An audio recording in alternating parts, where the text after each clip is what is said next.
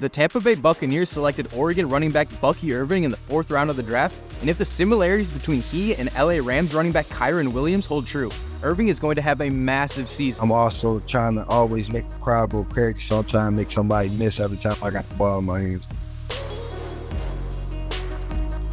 How's it going today? My name is Jesse McNamara, and welcome to Point of View. Before we get into it today, I just want to say we always appreciate your feedback and look forward to reading your comments like the one we've got here. Also, be sure to stay tuned to the end of this episode to see if you can guess today's trivia question down below.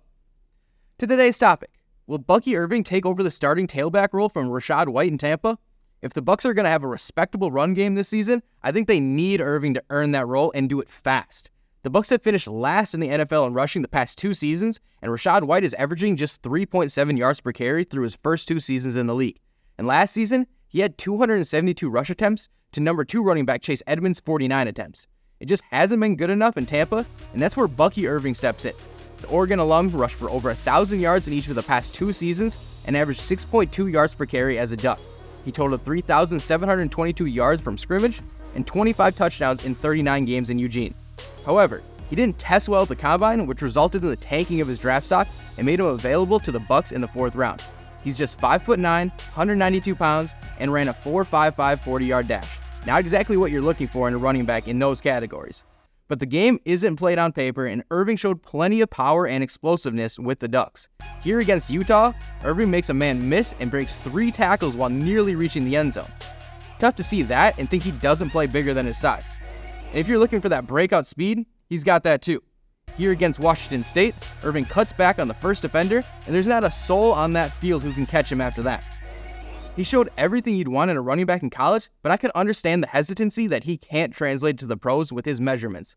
Well, I'd like to bring up Kyren Williams as an example of why it can work. Williams is listed at 5'9" and just over 200 pounds. He ran a 4.65 40-yard dash at his combine and fell to day 3 of the 2022 draft. And he did have a great rookie season, but that wasn't his fault as he got just 35 carries and still averaged 4 yards per attempt. This past season, Williams took the league by storm in his increased role and ran for over 1,100 yards and 12 touchdowns with a 5 yards per carry average. He led the league in yards per game with 95.3 and made his first Pro Bowl in just his 2nd season. And I dare anyone to watch this play and say his size affects how he can play in the NFL. He cups up field and leaves everyone in the dust before laying a hit at the end of the play when he could have just ran out of bounds. That's using your size and power to your advantage, and now the future looks bright for Williams. I don't see why the same thing can't happen for Irving if running backs coach Skip Pete gives him the opportunity. And I think he definitely will if he shows signs that he has what it takes. Pete is entering his 2nd season with the Bucs, but was with the Dallas Cowboys before this stint. He saw his running back number 2 in Tony Pollard earn a Pro Bowl selection over starter Ezekiel Elliott, which further fuels his belief that the starting role isn't more than just who takes the first snap of the game. Here's Pete talking about that when asked if he sees more competition in this running back room than last year.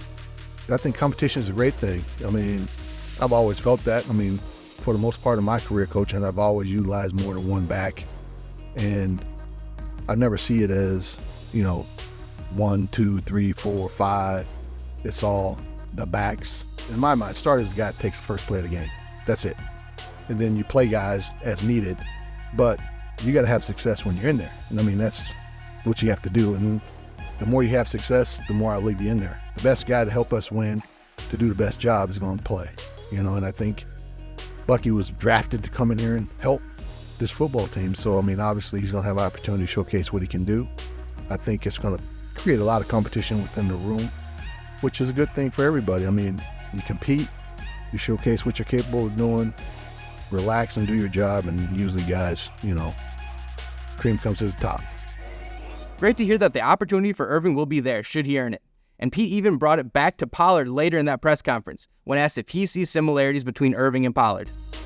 Tony was that way. Tony was a guy that was not a guy you're going to try to slam it with. I think he's a guy that needs complement with someone else, utilizing multiple guys to wear down a defense. Unlike the old days where we utilized one guy and just pound it. I think you got to have a fresh back in the game at all times, and you put a little bit more pressure on the defense. And if we have guys that have similar traits that are capable of playing in the run game, playing in the passing game, I think it's going to present a little bit more of a problem to the defense.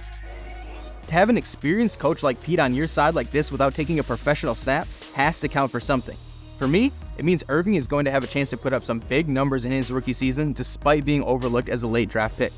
And if you're a fantasy football player, you just know how deadly Kyren Williams was last year. Irving has the skills to put together a similar season right now, and while it would come as a shock to many, it won't to us. And if he does break out, the Bucs are going to be in great shape to win the NFC South with Baker Mayfield leading the way. For more on how he is still the best quarterback in the division, even with Kirk Cousins joining the Falcons, check out this past episode of Point of View. And the moment you've been waiting for, here's the answer to today's trivia question. We appreciate you tuning into this episode of Point of View, and we will see you in the next one.